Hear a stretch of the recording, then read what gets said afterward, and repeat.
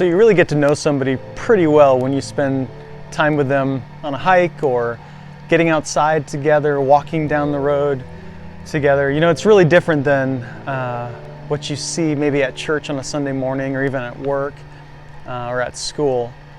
But when you spend that kind of intensive time with somebody, you really get to know them. There's this moment in the life of Jesus where he's walking down the road with his disciples, and I'd imagine they're just kicking rocks, making their way through town, and all of a sudden Jesus overhears this conversation happening behind him. And it goes something like this: you know what, I'm going to be the greatest in God's kingdom. No. I'm going to be the greatest in God's kingdom. No, you don't get who I am and what I've done. I'm going to be the greatest. And Jesus hears this conversation and he pipes up.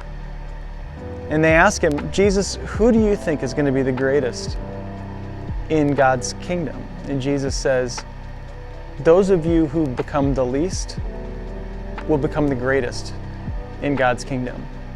What we see in this moment is there's a real pride issue in the life of the disciples. Those who are following Jesus have a sense that they are more than they actually are. And I think we can all relate to that.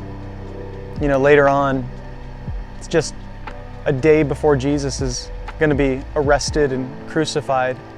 He's in the upper room of this house, spending time with these same disciples, and he chooses to get a basin of water and a towel and get down on his hands and knees. Remember, Jesus is God in the flesh, the owner, the ruler, the creator of all things, gets on his knees and he washes those same disciples' feet.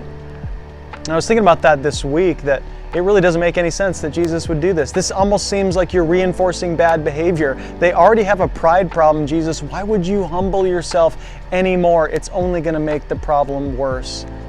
And yet what I realized is that the only way for us to move forward in humility and to understand that we are to be a servant to the world is first to be served.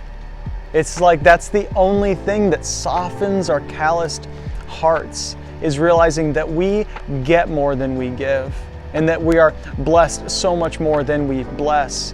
And in the end, that Jesus first served us, he first loved us, and he first died for us before we ever were willing to follow him. So if you're here today and listening to this message and maybe struggling with humility, or you have someone in your life that you're like, man, I want them to understand that they just don't get it, serve them, love them, wash some feet this week, and you might find just the seeds of humility begin to grow.